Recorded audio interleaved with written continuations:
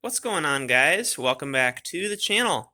We are back on the Jacobsen Lawn Chief today, and a couple of objectives that I'm trying to get through are a replacement battery. This is, if you remember, just an old battery I had laying around. It's about 4 years old, and as you can tell when we're starting this thing, it turns over very slow. Impressively, it still starts, but I'd like to have a battery that is going to spin it over quickly, especially with colder temperatures coming and intended wintertime use with the snowblower on this thing. So we're going to plan on replacing the battery. Another issue that we have is the throttle cable is seized in the housing. It's just stuck. I've sprayed it a number of times, and it's to the point now where it has bent the bracket up in here from me trying. You can see that bent, and I could put it back, but my plan there is just to order a new throttle cable that comes with that bracket, and hopefully that'll work. If not, we'll make it work in another way. The final thing I wanted to get done today is to install the intake and the air filter, and I'm planning on a new air filter, so we need to try and find a replacement in the correct size and get that on, and we'll see how far we get. If we get any further, I've got some new tires on the way for the front. The front tire here on this left side has a bubble right there. It's about to bust through the tread. So I got a new pair with new tubes for the front. And next year I'd like to do rear tires, but I'm going to wait on those for now. The right rear is okay. The left rear won't hold air, so we'll put some of my special leak sealer in there and see how that does. So anyway, I'll set you guys up and we'll get started. Well, sorry about that. I recorded for a decent bit before I realized it was not recording. So I made a little bit of progress without you. I went ahead and got the cable freed up on my throttle. I was able to remove that, soak it, and hit it with a torch a little bit, and get the original cable to work. So we're just going to stick with that. I got it hooked up down there. You can see it snaking up to the governor arm, and if we operate the throttle, hopefully it's working correctly. We might need some adjustment, but got that on. I got the air intake on. There's no filter in there. I'm going to send my filter up and hopefully find a replacement. Got the choke cable reattached, so that is functioning. And at this point, I'm going to go ahead and change the oil. I didn't realize I hadn't done that yet. So we've just got our 3/8 hex plug right through here. They have a nice little access in the front. It's almost like a crank start location, but it's actually for our oil drain. So we will let that out and see what kind of oil we get out of this thing. Give you a good view here.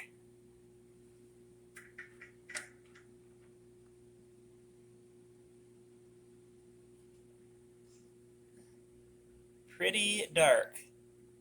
Not ideal. There's a little bit of water in there, just barely. You see the milkiness. So we'll let that molasses drain out and get some fresh oil pumped in. Have you seen the Harbor Freight tool you never knew existed?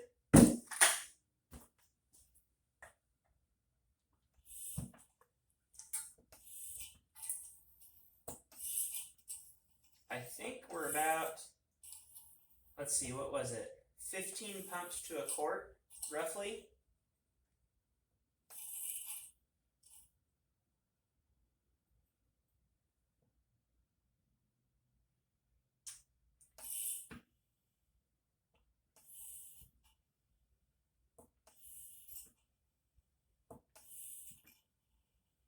Alright, let's quit there at about 10, just to see where we're at.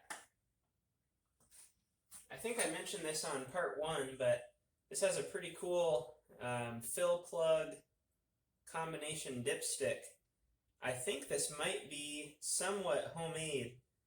It's just a rod welded on here, and then it's got the full and the low marks there.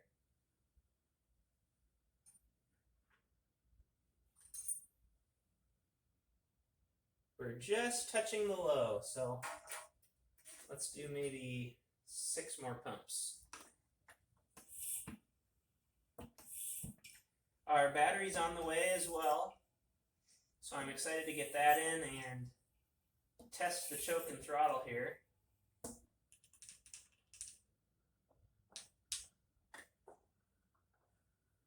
Sounds like it just arrived. Yep, our battery just arrived. So we'll get that hooked up. This is a 350 cold cranking amp. It's one of the bigger lawn and garden batteries that you can get. Our old one was 300 cold cranking amps, but it was also 4 years old. So hopefully this will give us the amperage we need to crank this over a little bit faster.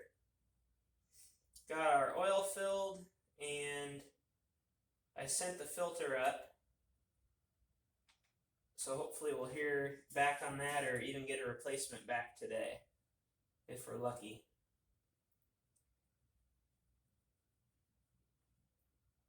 It's funny, I'll call up and order parts on a lot of my own stuff, and my own stuff is pretty oddball and unique. If you've seen the shop truck or this or the snow runner, the tractor, things like that. So they'll ask, well, what's it on? And a lot of this stuff is not even listed in the system. So kind of one-off finding parts sometimes. Got the oil topped off.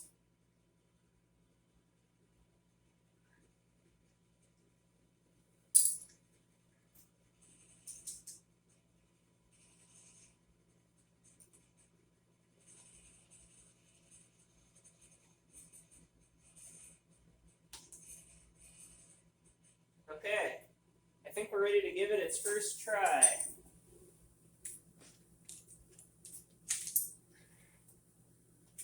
Let me back you out just a little bit.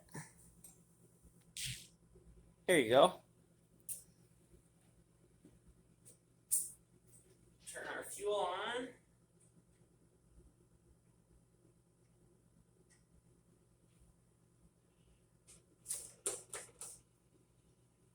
Choke. Let's go throttle down for now.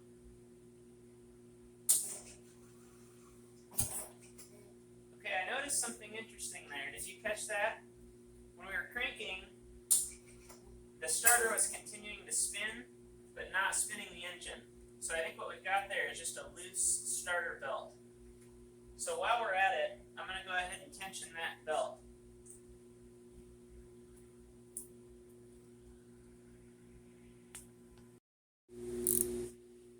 This is a real similar design to golf carts, for one thing. Having the starter generator where the starter spins, starts the engine, and then it switches over and generates the charge for the battery and the accessories and things like that. So get this tightened up. Looks like 1/2 inch stuff everywhere.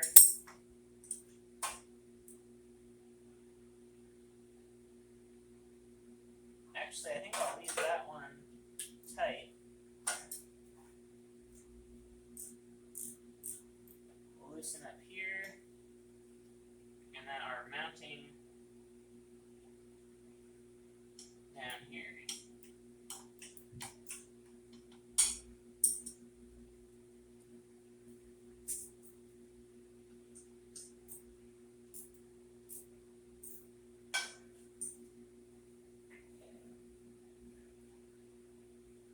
I'm going to grab just a bar to pry that and tighten it.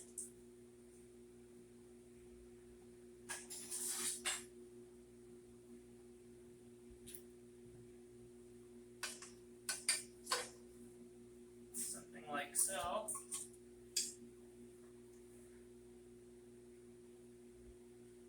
That seems much better.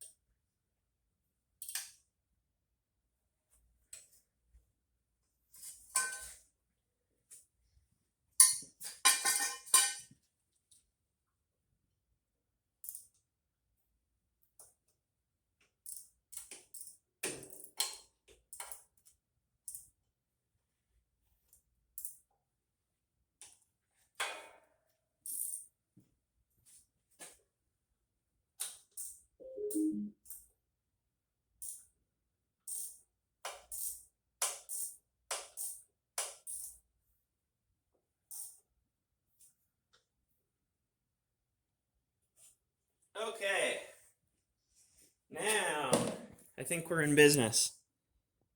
Should run like Jack the Bear, as my old friend Kenny would say.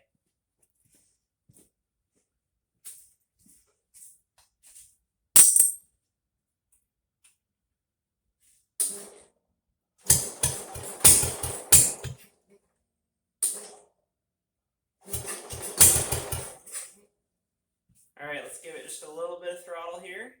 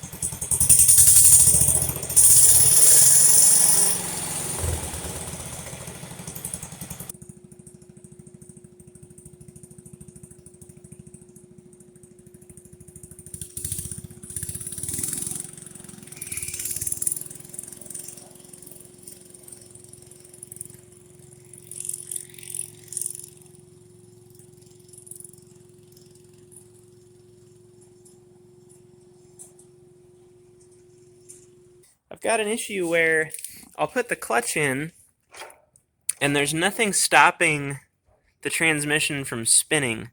And so this belt continues to spin and I can't get it into gear while that's spinning. If anybody has any ideas on that, let me know. I think it's missing some sort of a brake where you would let off here and it would brake the pulley down here. I'm trying to look at it, see what's going on there.